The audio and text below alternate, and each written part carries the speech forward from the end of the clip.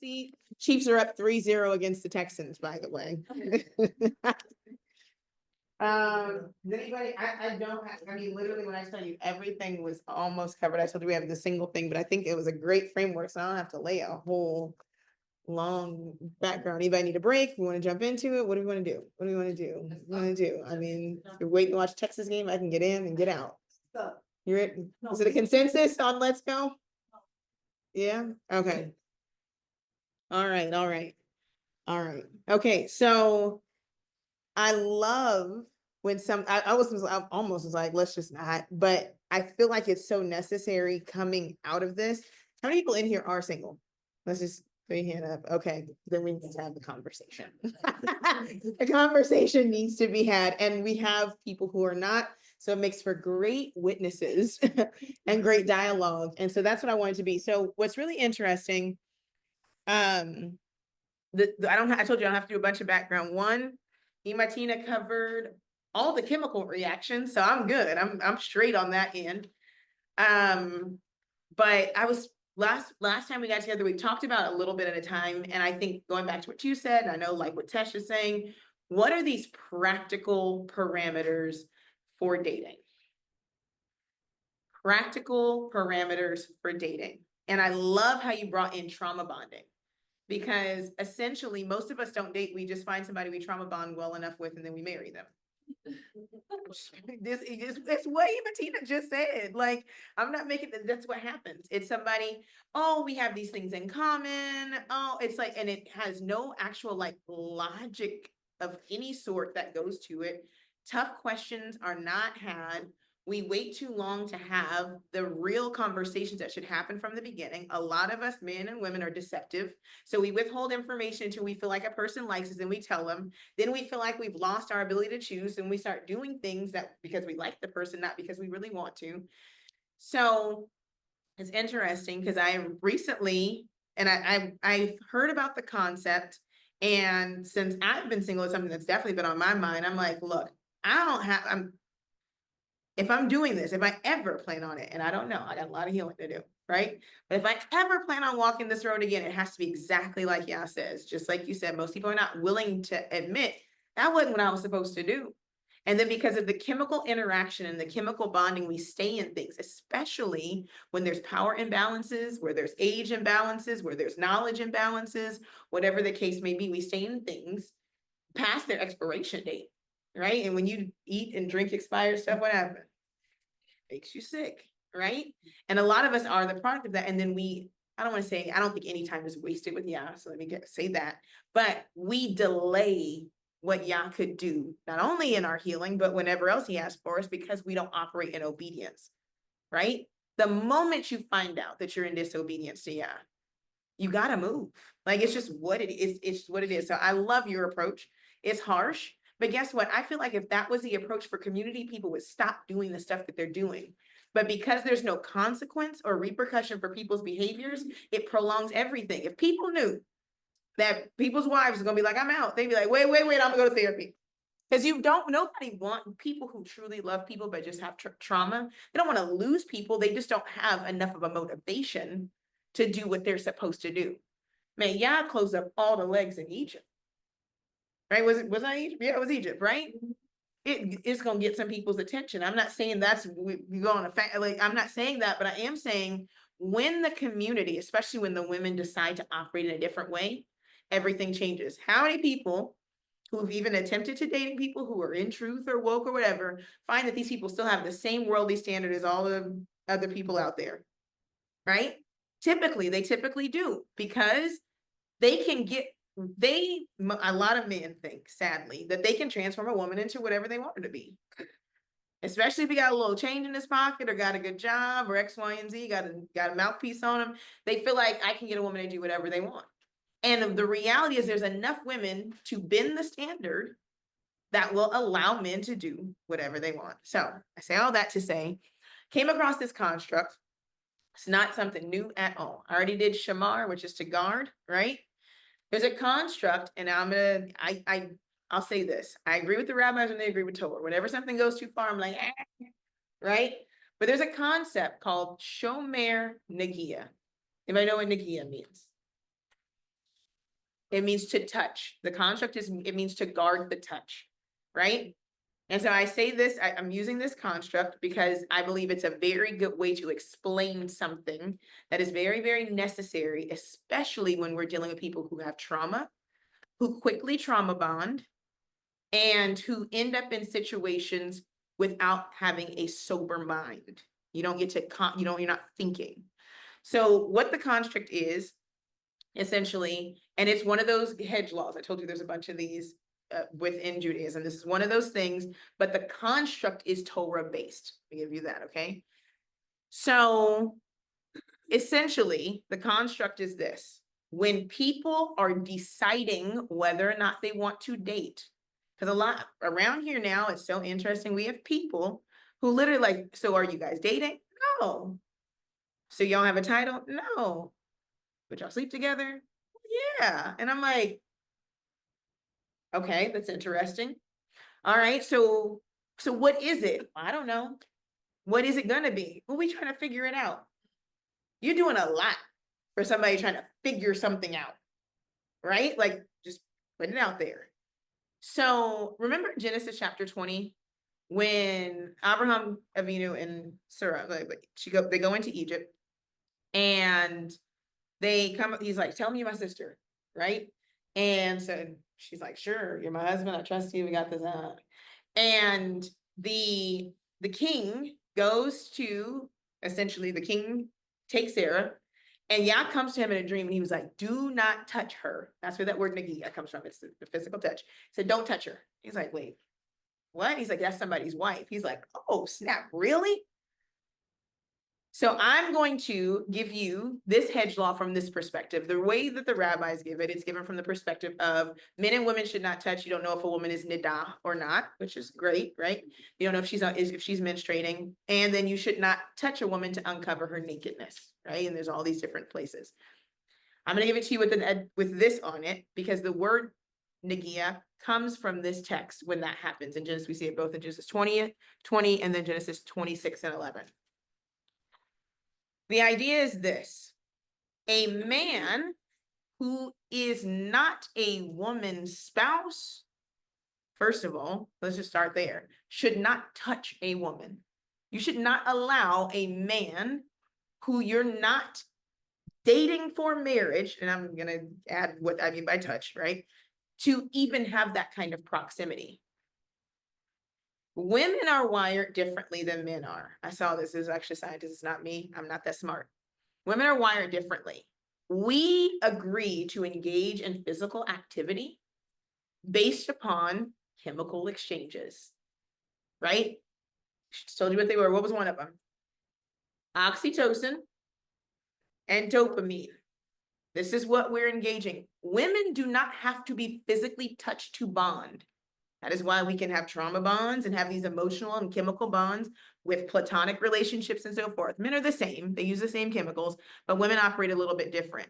So when you begin to engage in conversation with a man and you begin liking him, these pleasure sensors start going off. And the natural response of a woman who doesn't have boundaries is to then further engage with that person to create what she thinks is the bond for him, which is sexual interaction.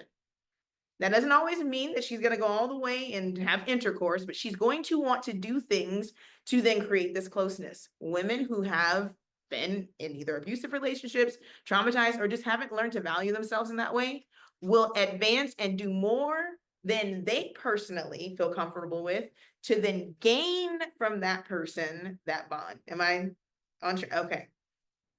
So what this idea of guarding the touch means is you first, the person has to prove themselves to be trustworthy without proximity before you can even agree to begin actually dating them.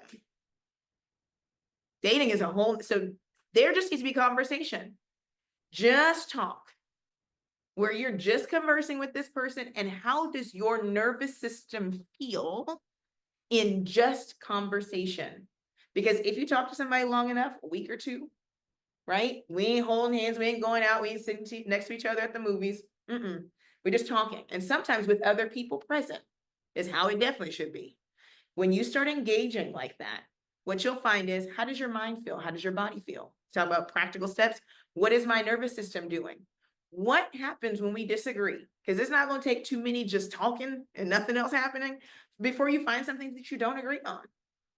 And when you find something that you don't agree on, how does that person handle a disagreement? The safest place to figure out who a person really is to see what they do when they have nothing to gain. If that's off the table, I don't touch until I'm married. Then what? Then what are they going to do? How long will they last? How temperate will they be? What are their plans? What are their expectations? But see, what happens is depending on what our attachment style is, that'll make you anxious. Well, I don't know if he really likes me. Well, I don't know if he's around somebody else and with somebody else. I heard a man say, I'll take it from a man. He was like, when a man really, really wants a woman, right? Because you'd suck, right? Yaakov. Jacob, he worked 14 years. Not saying that you should. A lot of people say that he did that because he knew he wasn't ready for her. He knew he had more development to do. He set the time frame. That was not Laban. Laban didn't say, work for me for 7 years. Jacob was like, I need to get some stuff together. And this is about how long it's going to take me. A man will set a plan. You don't have to give a man a game plan. He'll figure it out. A man will, without you even doing anything, he's knowing, because guess what? It's a slow build in the bond when you're just engaging like this. He's saying, this woman fits, and it should be this, what God is telling me I need in a woman. And he'll begin to do the things to have that woman and for nothing to disrupt that. Meaning, you don't have to tell a man to cut off other women. You will not. You might be like, oh, why are you following these women on Instagram? Why? He gonna bend and you'll be like, man, your phone is dry. Ain't nobody else worth talking to. You won't have to chase a person, because through that slow interaction, this person is not only proving something to you, but proving something to themselves about what they say they want to do. So dopamine and oxytocin. Women, we get that happening. As soon as we like a person, you're like, oh, okay. And we're talking, they spit game, right? And it's like you have this interaction coming. Torah has a law against seduction from men. Anybody know that? Anybody know where it is? It's in Exodus 22:16. Says if a man seduces, and in this place it says a virgin, but we'll just term it an unmarried woman. If a man seduces an unmarried woman to lay with him, he is required to marry her. Exodus 22:16. And the reason being is because that interaction, the word for seduction there is literally like playing an instrument. If a man plays a woman, if he gets her in her feelings, the word here is patah. If he gets her wide open, and then she then lays with him, he has to marry her, because women let down their guard and they begin to chemically and emotionally invest when a man begins to engage with them just in verbal conversation. Add to that behavior, add to that love bombing, right? All of that lowers her defenses. She lacks a sober mind. The science behind it literally says this: when in the early stage of relationship, that's where you determine whether it's infatuation or actually really love, right? Is you have a high amount of cortisol that's released. Everybody thinks that they gain weight in the early stages because they just eat a lot, So I'm with this person, but actually your cortisol levels rise because you're on drugs. You're having this chemical and emotional exchange. But what should happen over time is that the cortisol level should drop, the serotonin level should increase, and it should maintain there in a safe relationship.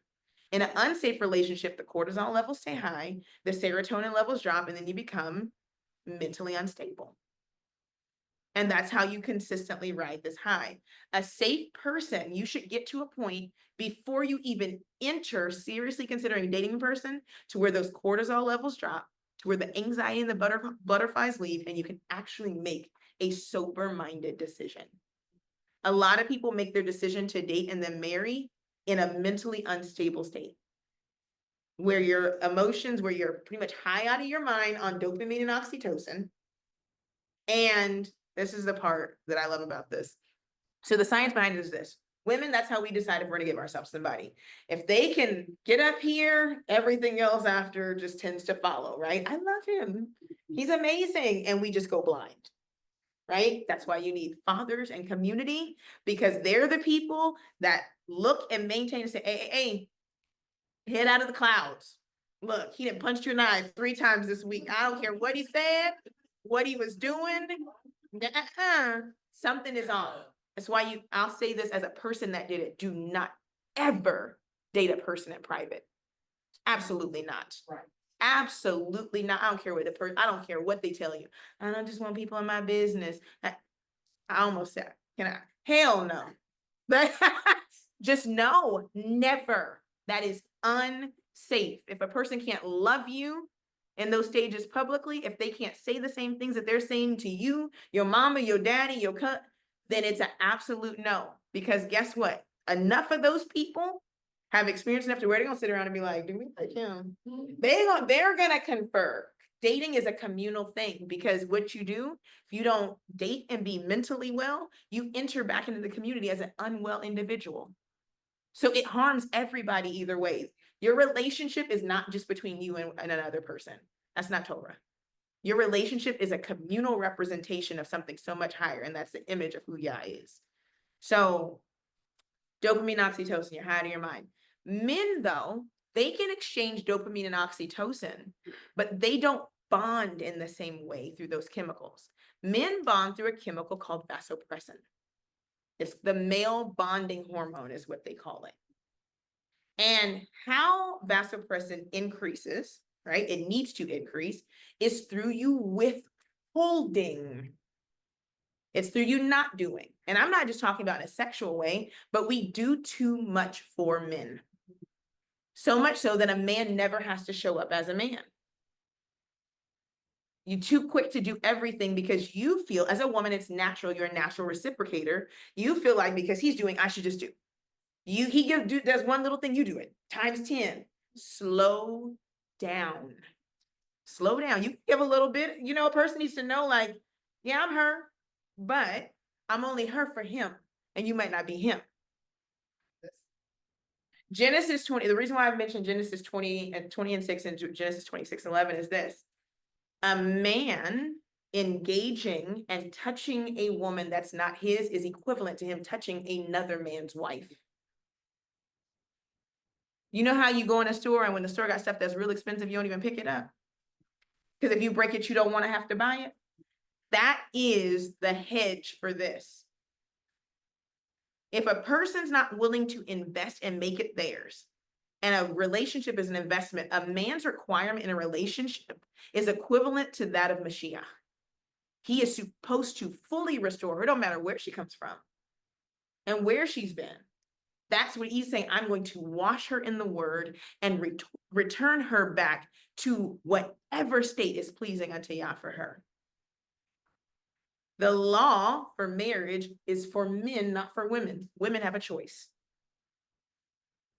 We feel like in the society that we have to marry somebody, so then we pick just anybody. Yes, men have to continue their seed, but then that comes with the responsibility to the person who has to carry the seed. But man doesn't know how to treat a woman that's carrying a seed. It's dangerous. So getting in a relationship and allowing a man into proximity to then activate and to really, really strengthen and make these hormones go all the way up and you make a decision is equivalent to being intoxicated. We're not supposed to be drunk. We're not supposed to be high out of our minds. We're commanded to be sober-minded. Back to this vasopressin. So what happens is that a man, in engaging, he's figuring out, okay, I like this woman, right? You're talking, and I have a chasm, if you will, between me and this woman. Over time, the vasopressin builds up. The higher the levels, when they do become intimate, it creates bonding similar to when a mother and a child bond through nursing or through feeding. And it creates a male bonding. It is the chemical directly connected to monogamy. That's why a lot of our men are now polygamous, because everybody's laying down with them and they're laying down with everybody else. They've never even gone long enough in their sexual experiences for the vasopressin to build up so that they will even have a bonding with somebody. It's like, I'm just not monogamous. You ain't never stopped screwing. So you wouldn't know. So much so that the law of negiah is set up so that men on a regular basis have to build up their vasopressin, their male bonding hormone, so that they consistently stay bonded to their spouse. That's why they have to separate. That's why there's a time where they don't come together, so that that hormone builds up, and then when they come back together again, that man is then bonded again. And that has to happen on an ever-going basis for men, where it's not necessarily the same for women, right? We bond in a bunch of different ways. We have a baby with somebody, we bonded to them. We have all these different things. So in dating, especially, I mean, for sure, hold off. Have you seen the people online? There's like these marriage people where they're like, I can get you married. Have you seen those little, like the little different people on Instagram and stuff where they're like, girl, if you follow this, I'm gonna get you married.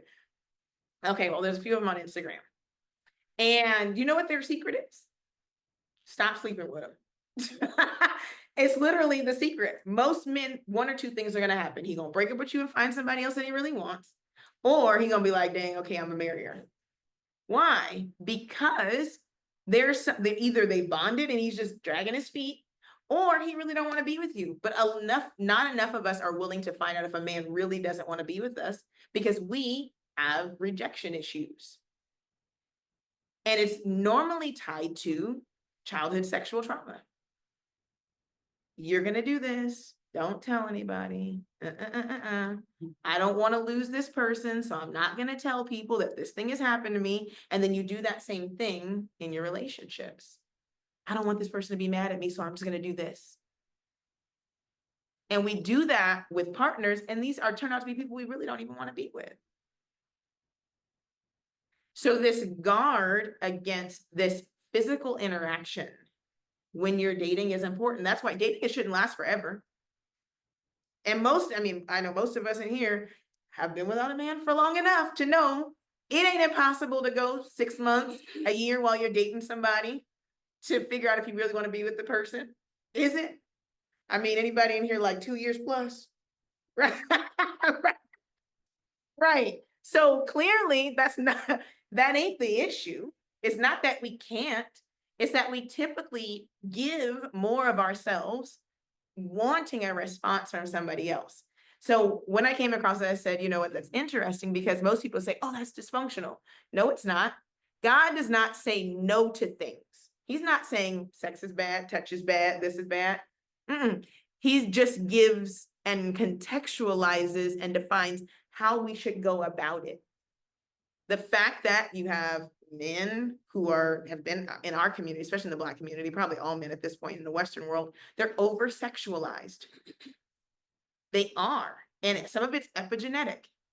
I mean, imagine being bred like animals. They don't have self-control. And then you have people, because of trauma and so forth, and it all is that there has to be some boundaries. And so a person should get to know you. A person should love you from the top of your head down, not from here up. It's very rarely successful in that way. And it's not done sober-minded. A person should be willing to, what do I got to do to have you? I got to get therapy. Because if he can't talk, can you imagine being married to somebody for the rest of your life that can't talk?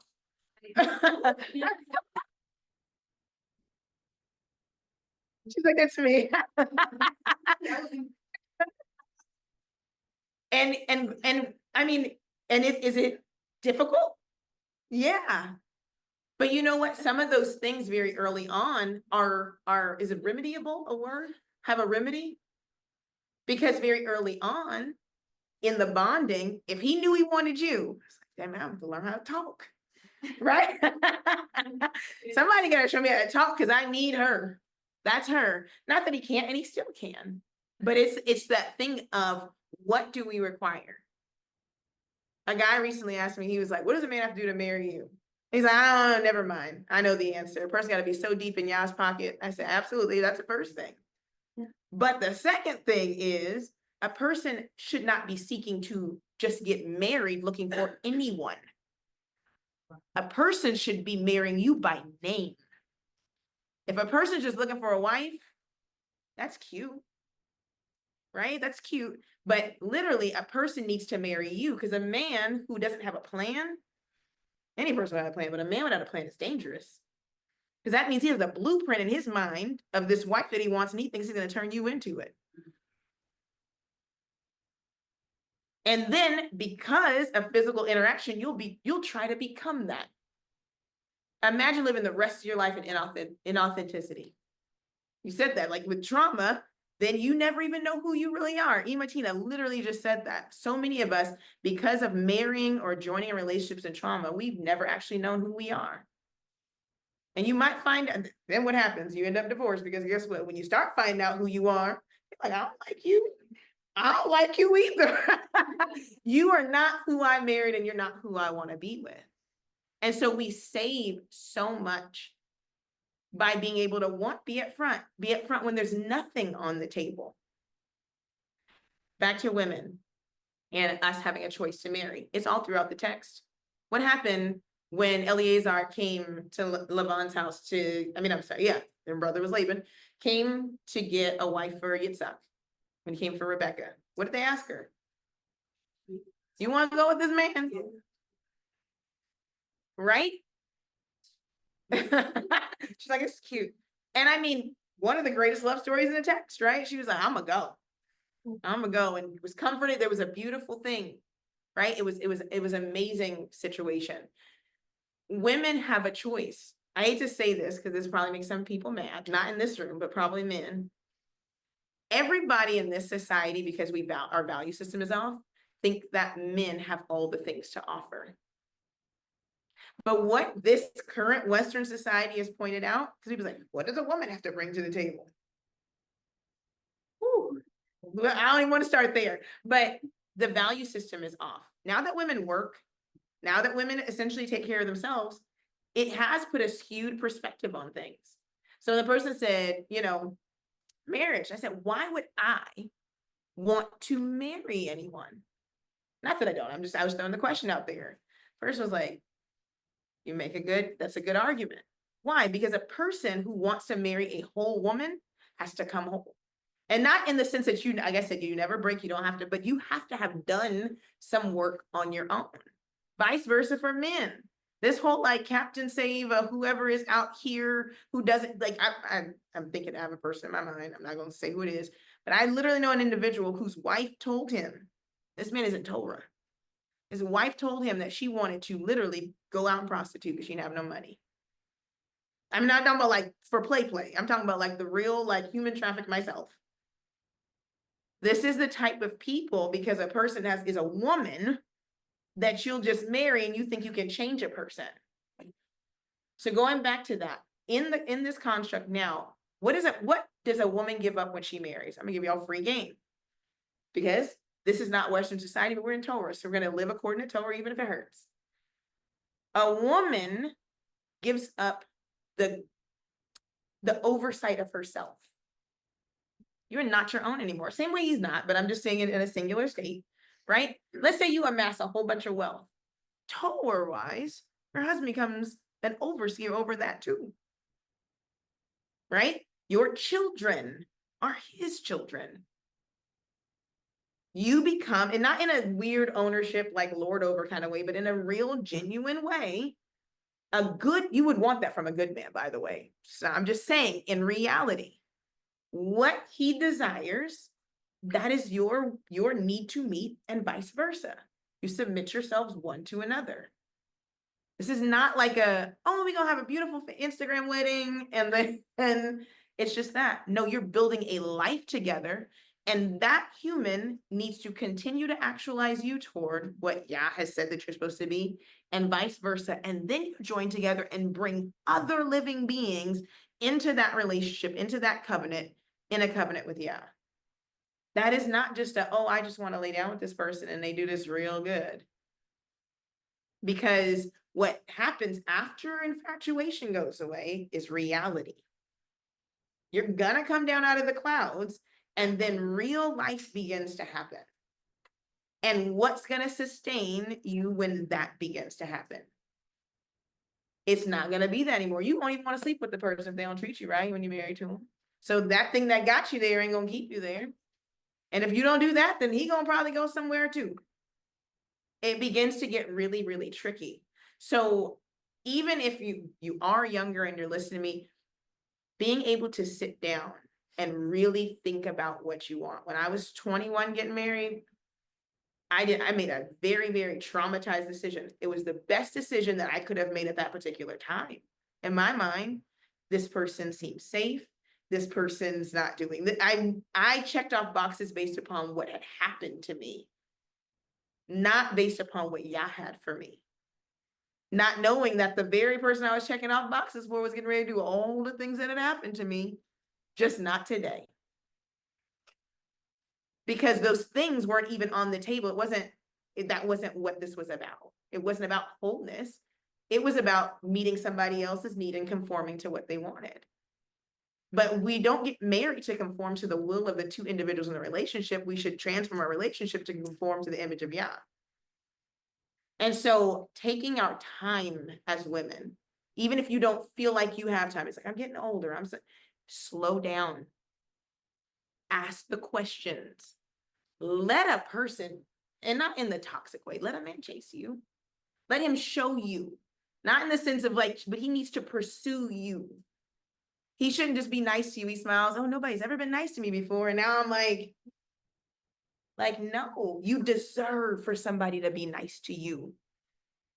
You deserve for a person to court you. You deserve for a person to take their time with you. You deserve the very things that every woman in this room would do for another woman. This is pretty much the basic stuff that men are doing when they're dating you. I'd buy you lunch. I'm just being real. We get all like, because nobody of the opposite sex has ever shown up and actually probably been that way. We don't have fathers in our community, a lot of us. If we do, our fathers were not well. If we do, our mothers were not well enough to show it. You know what I mean? So when people do these basic niceties, like that cannot be it. A person should be so deep in Yah's pockets about you that they're literally thinking of all the things, especially women with children. If a man don't ask you about your kids, it's an absolute no. I grew up in a home where my mom got remarried, and me and my siblings were afterthought. That is not a proper structure for a family to be in. And that's not Torah either. If a man in Torah operates like that, that's an absolute no. But we start to gauge our time based upon our own biological clocks or times. We cannot do that. So with this construct of shomer negiah, it's the idea of literally engaging in safe discourse until a person proves that they're safe. And then from then, that's when that person should begin to start making plans of commitment. From the time a person starts dating you to marriage should be kind of short. That talking time should be relatively long. Mom says a person shows up with the representative. And then the real person comes out, and people can't hide who they really are for very long, especially when they're not getting any reward. Especially when they're not getting any reward. I'll give you this one too. In conversation, would you tell the devil all your business? Then don't, like you said, trauma bonding, just spill it. Tell what's necessary. My mom told me this a long time ago. I should have listened to my mom real good, but I thought she was a little crazy at first. Like, how you gonna tell me you did? Yeah, teens, right? She said this, don't ever tell a person how to treat you, because they'll do it just long enough to get you, and then they'll go back to what they were planning on doing anyways. The beauty is when you're talking to a person and they're also aligning with what you've never even said. I'm like Nebuchadnezzar. I had a dream. Tell me what the dream was. But in reality, of course, nobody can read minds, of course. But the truth is, we tell a person And then we set up, I watched a movie recently. Have you guys ever seen a movie called The Net? You saw that with Sandra Bullock? It's an old like 90s movie about the internet. This is only a brief part of the movie, but she was on the internet and she was literally like telling the chat, like the person she was chatting with, what kind of man do you want?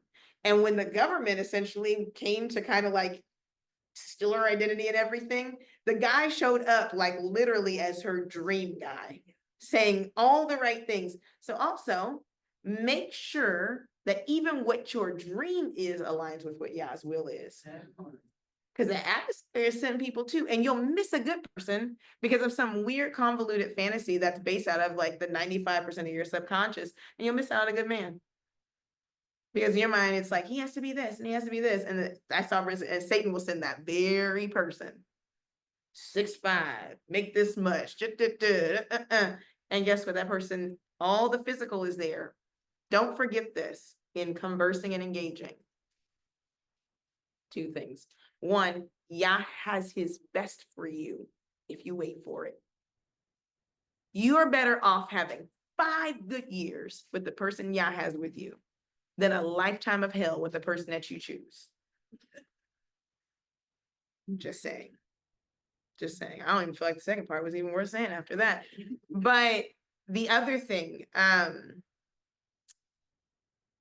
make sure that you remember what Yah told Samuel. The prophet, one of my favorite prophets, by the way, had to be told this very thing. So we need to take it to heed.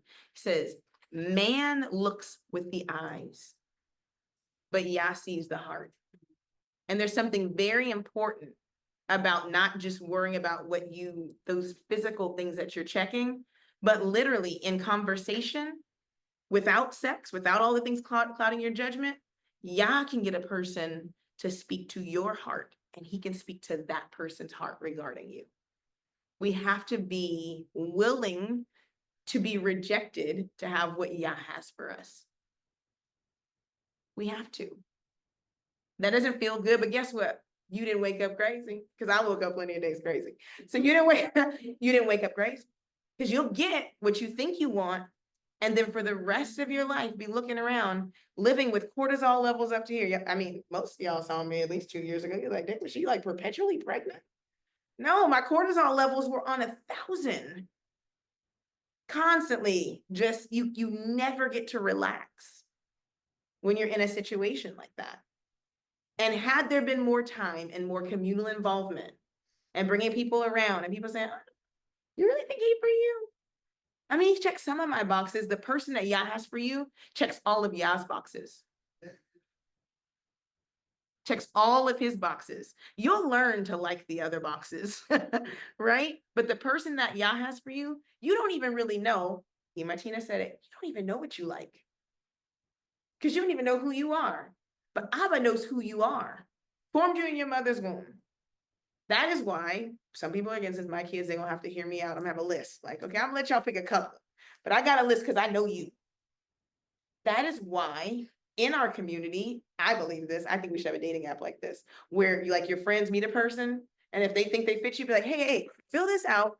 I think you'd be a good fit for my. Why? Because people around you actually see you better than you see yourself. People that love you. Right. They actually see you the way that Yah sees you. You don't see yourself that way. So you look at yourself and you look at somebody like this, and Yah's like, I got something like this because I need to elevate you toward who you want, who you're supposed to be. And that person is going to do that, and you're going to elevate each other. So in thinking about that, I know that's difficult. So people are like, dang, but what if the person for you is going to align with everything that Yah tells you is for your relationship? I've met, and not that this even matters, I don't think any of these people are on my personal radar, but I've met 3 people that are shomer like this, that don't touch women. 3. You'd be like, wait, there's men out there that are like, no, don't hug, don't shake hands. No.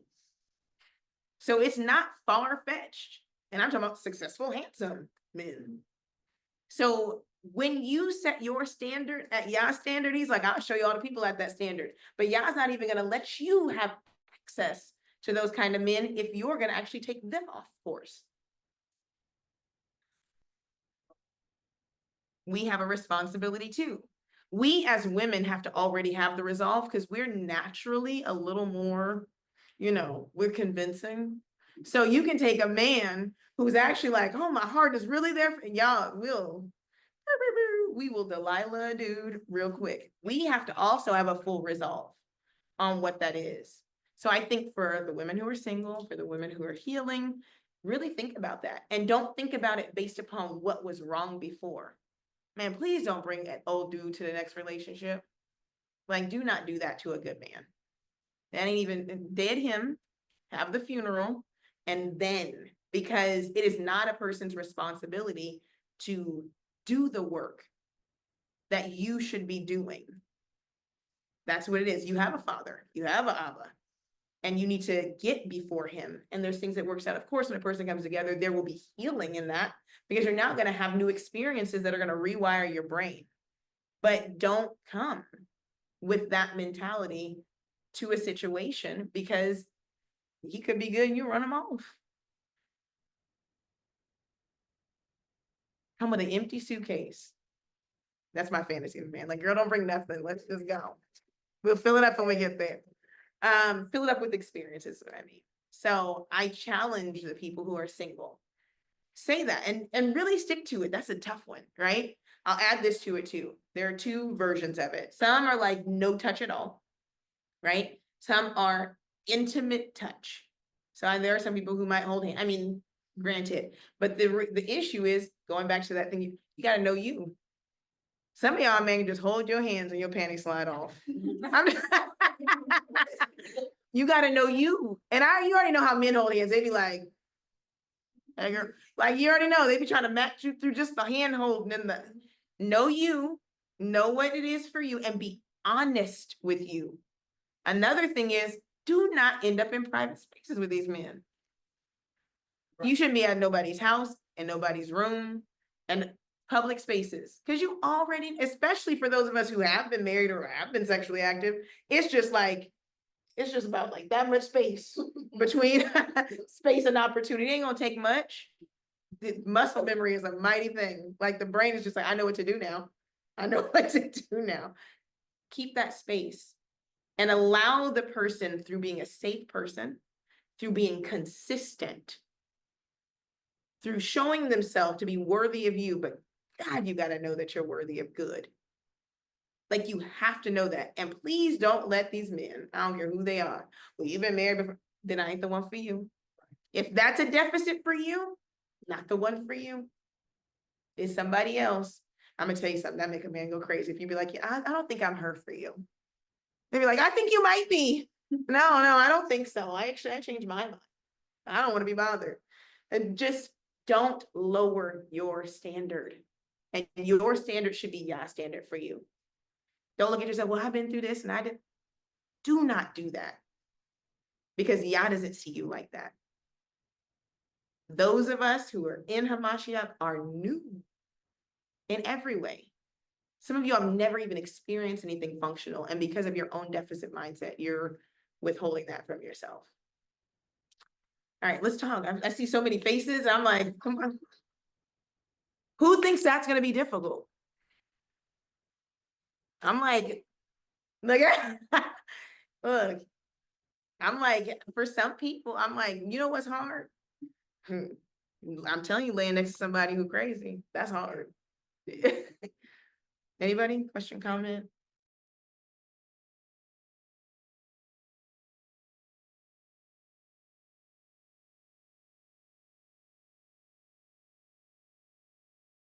No, and I appreciate you saying that. And it's not, I'll tell you, nothing is easy that we haven't put into practice, right? And so what you just shared, that's the beginning. I mean, that's the beginning to say, I don't like this, I don't like me. That's a hard, most people, the opposite, I love me. And I'm like, you doing stuff that don't show you love you, right? So knowing that as the reality, knowing that to be the truth and being like, okay, and you named all the things. So you're saying you don't, but you do. You know how to do, you just did it. And in that, instead of moving past that uncomfortability and those feelings, you sit right there. I promise you, And it's not easy. But you know what, when it got easy for me? When I stopped being a victim, and when I said, how did I end up here? What decisions did I make? Whether I did not good or bad, because we always want to say that's a good decision, that's a bad. What did I do? What happened? Right? Have you ever got lost?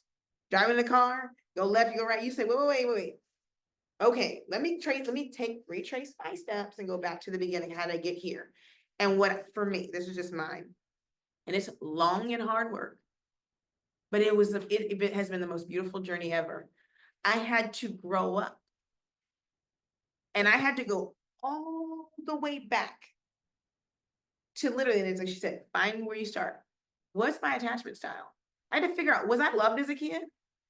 You know, for me, I was abundantly wild. So I'm like, okay, facts. Then what happened? And then when I found that first wound, I had to sit in that wound. And how is that manifesting today? And I didn't move. So I had to be, 3 again, 4 again. And I was like, okay, between 4 and 10, I was pretty cool. And then when I hit 10, I was like, ooh, 10. And I had to be 10 again. I had to sit with my 10-year-old self and be like, man, what was that? How did you feel? Who didn't hold space? But you know what I realized? That in every one of those phases, and that came from therapy, you need a person to tough love you. I had a therapist that straight up told me, are you a masochist? I was like, first of all, I don't even know what that means. Second of all, why are you talking to me like this? I was like, I don't know. And I had to sit with every single version of myself. And what she reminded me of, you're an adult now. All those versions of you exist in you. They make you who you are. But you have to go back and you have to remind every version of you that you grew up and that you are safe. And you tell every version of you what you need to hear, because every version of you in you is going to keep rising up. And you have to be able to speak to it. But if you don't ever want to sit in those different hurts, when you wanted attention, if you can't ever sit with that, then when that version of you that feels like, oh, I need attention comes up, the grown you can't say, hey, baby, you don't have to do all that to get attention. Go have a seat. Let me show you how a man who, you see what I mean? The stuff that wasn't said, the stuff that was silent, we have to be able to manage and talk through that. That's why it's important to exercise and use the tools like what Tina was talking about. That's why it's important to date from a distance. Because then if your knee-jerk reaction is, I just need somebody's company. The grown version, the 47-year-old version, you would tell a little girl right now, why you on that man's face? You got to be her to every version of you that rises up in those situations until the version of you that's whole, this version of you, rises up. But you can't view the previous years and versions of yourself as a deficit. I had to start telling myself, thank you. Because every decision that I made at whatever point got me right here. And that's also valuable. With all the stuff that happened to her, she made choices that allowed the 20-year-old version of me to make choices and allowed the 25-year-old version. So instead of viewing everything as a negative, you have to watch that like it's already done. First of all, it's already forgiven. So wash that off of it and then just deal with it as it is. What would you tell a little girl that's experienced the things that you've experienced? You got to talk to yourself like that. You got to show up for you like that. We're so good at giving everybody else advice. We're so good at showing up for everybody else. Oftentimes, the reason why we're so good to other people is that we hope they're that way to us. Be that way to yourself. That is what alone does. I get home. First year, are you like in your first year-ish? First year is rough. First year is real bad because the chemicals, you high, you are withdrawing, you like the heroin addict in the movies, right? It's just what it is. And you want the pain to stop because your brain is wired to protect you. It doesn't want to feel pain. And it knows that if you can get back into that same situation or back into that same construct, all of that will go away temporarily. And we're willing to take the temporary for whatever, because I don't want to feel like this. You have to feel it. You have to feel what it feels like to be alone, right? It's just like an infant. Sometimes you gotta let that baby cry a little bit. You okay? I'm making the bottle right now. You good? You have to tell yourself that. So you sat in that moment, you just had that moment right now where you felt all that, and then we want to just resolve it. Leave it. Feel it. You know what's cool about anxiety? Not that everybody wants to be anxious, but I'm getting okay with when I feel anxious, when I know why I'm anxious. I'm okay to sit in it. There's a lot of things that make me anxious. Like when I'm like, oh, my clothes don't fit. Then I'll be anxious all day. I'm like, why am I anxious? I'd be like, oh, you're anxious because your pants was tight today. I'm okay with feeling that anxiety. But we all have become okay with not even knowing what the feeling is and just living like that. No, when something happens, what is that? Let me listen to myself. Why did it make me feel like that? Why when they said that to me like that, did it make me feel like that? Not react, just in it, and it could last for 5 minutes, 10 minutes, and just sit. And it can go through your head, and you're like, dang, that did not make me feel good. We're so quick to want to resolve it. So that's why we fight, that's why we argue, that's why we drink, that's why we do all these things. Another thing that I chose to do, which is me, sober AF. Nothing. I had to feel it all. No numbing. No nothing. First 6 months were tough. I just cried every day. Every day I had nothing. I was just like, oh my gosh, I could just have a drink and this could all go away. But it just found a couple back. Right. But guess what was happening to me? My mind was not working as I was used to it working because my body was trying to heal. No longer were my cortisol levels high. I was crashing. No longer were these dopamine levels. I was crashing like a fiend. I was crashing. And you know what I had to do? I had to sit with it. And you know what happened? All the truth came out. Have you guys seen It Ends With Us? Oh my gosh, I watched it on an airplane. I had a meltdown. Watch that movie. It's very traumatic. I'll tell you that ahead of time. Anyways, in the movie, I'm going to spoil alert for all the people who haven't seen it. I'll tell it from my end. What ended up happening to me was all the stuff that I lied to myself about, that wasn't really what was happening. That's not really what the person said. In all the ways that I've been gaslit and everything else, the story like filled in. And I was like, that's not normal. A person shouldn't do that. A person shouldn't da-da-da-da. I shouldn't have responded like that. I did it. And it all filled in. You have to sit with Yah long enough for him to tell you the truth. Not only about your experience, but about yourself. And then you got to pick yourself up and wash your face and commit to serving him. And all of a sudden, all of that other stuff begins to get less and less and less, because the reason why you want to do all the other stuff is because all those other things are still in place and you're trying to quiet them. You have not learned how to self-regulate yet. I didn't know how. I remember, oh my gosh, it might make me cry. I remember being at my house and all I wanted to do was go climb in my mom's bed. And I was so paralyzed that all I could do was cry. Now, would my mom have let me? Yes. When would I have been there? Yes. But it was like, yeah, I was like, sit right here. And I literally laid in fetal position and just bawled. I would get up, take care of my kids, get back in that position. And he's like, I'm going to teach you, one, how to hear my voice. But two, you have to learn how to regulate. You have to learn how to manage and not to seek anything that takes you high or low ever again. Stability is where I need you. And let me tell you, it's hard. You are not going to feel well. And there's nothing anybody can tell you. I had therapy and I got to a point where even my therapist said, I'm not seeing you no more. You already know what to do. And I didn't know that when she said you found your footing, that meant I was going to have to be like in fetal position, just like you'll be able to pull yourself out of it, is what she told me. And I believe the same thing for everybody in this space. You can. Yah has something for you on the other side. And every minute you delay to do what's necessary, then you delay to see the beauty of what's on the other side. That was my motivation. I was like, it cannot be this. I did not live my whole life, and this is it.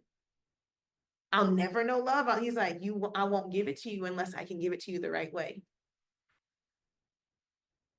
And I was just like, what the heck?